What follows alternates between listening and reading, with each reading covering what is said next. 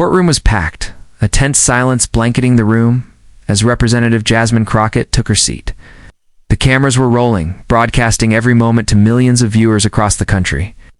This wasn't just any hearing, it was a critical moment in a case involving civil liberties, and Crockett had come to make her voice heard.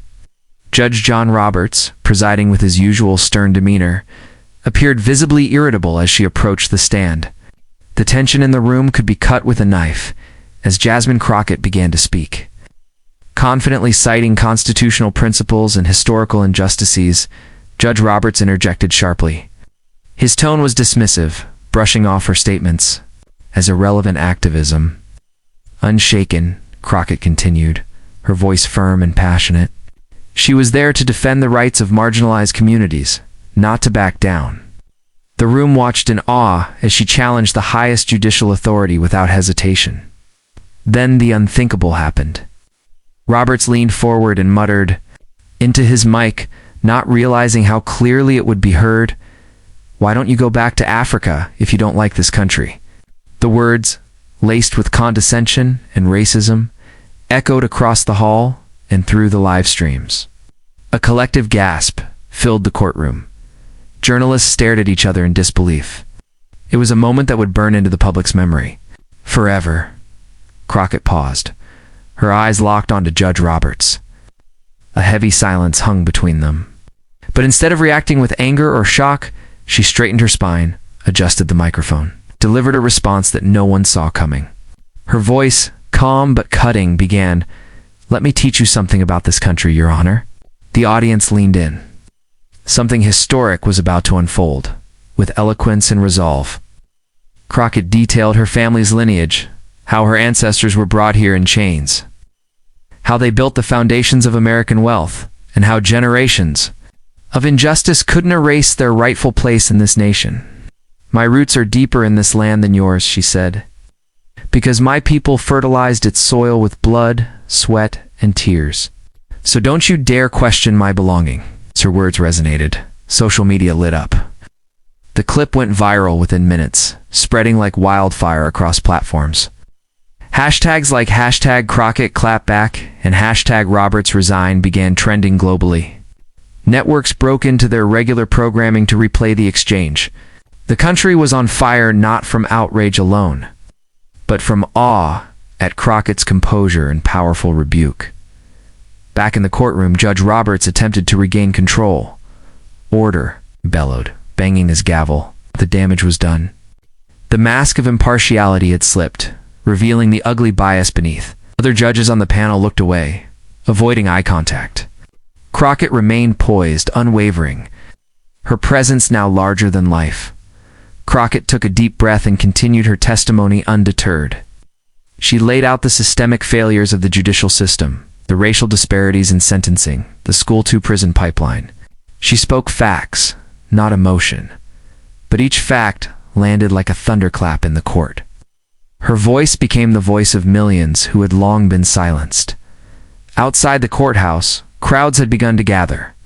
Protesters, supporters, media vancit. Was as if the entire country had focused its attention on this trial. Placards reading, "We belong here," and "History is watching," rose above the sea of heads. What started as a court hearing was fast becoming a civil rights flashpoint back in Washington. Political leaders scrambled to respond. Some distanced themselves from Roberts' remark, calling for an investigation. Others remained silent, hoping the storm would pass, but it was too late. Crockett's speech was now being played in schools, offices, and homes. Words were becoming part of the American lexicon that night. Crockett appeared on multiple talk shows, articulating what millions had felt for generations. "We're not asking for special treatment," she said on live TV. "We're demanding what's owed." Her calm, dignified presence stood in stark contrast to the storm of discrimination she'd faced in the courtroom. Civil rights. Organizations filed formal complaints against Roberts. Petitions calling for his resignation collected over 10 million signatures in just 48 hours. Editorials across the political spectrum condemned the remark, calling it a stain on the judiciary.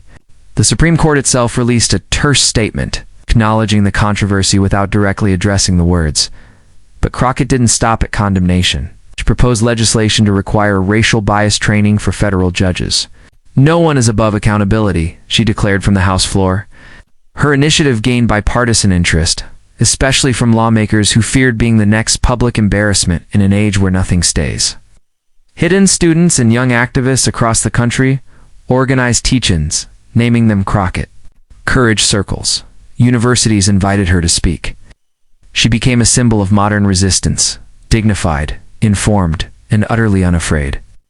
Every interview she gave added to her stature, making it clear this was not just a moment, but a movement. In contrast, Judge Roberts remained secluded, avoiding the press. Rumors swirled about closed-door meetings at the Supreme Court. Whispers of early retirement began circulating in legal circles. Public confidence in the bench was shaken, and it would take more than silence to restore it. Meanwhile, Crockett's approval ratings soared.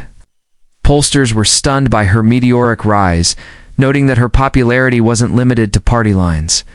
She had struck a chord with people who were tired of coded language, tired of passive resistance, and ready for unapologetic truth. International media picked up the story. In Europe, commentators drew parallels between America's racial reckoning and colonial legacies elsewhere. In Africa, leaders publicly supported Crockett, sending messages of solidarity. What was meant as a slur had united a global chorus in defense of dignity. Weeks later, Judge Roberts issued a formal apology, stating that his comment was misinterpreted and made in frustration. But the apology fell flat. Crockett responded with grace. Forgiveness is earned through change, not words. It was a lesson in maturity that even the nation's top judge had failed to model. Ultimately, the incident marked a turning point. It exposed the cracks in the system, but also the strength of those rising to reform it. Jasmine Crockett emerged not just as a survivor of racism in the highest places, but as a leader unshaken by it. Her power wasn't in her anger, but in her clarity. As she left the courtroom that day, surrounded by supporters, Crockett paused on the steps. "This country belongs to all of us," she said to the cameras, "and I'm not going anywhere." With that, she turned and walked down the steps, not in retreat, but as a woman who had just shifted the course of American history.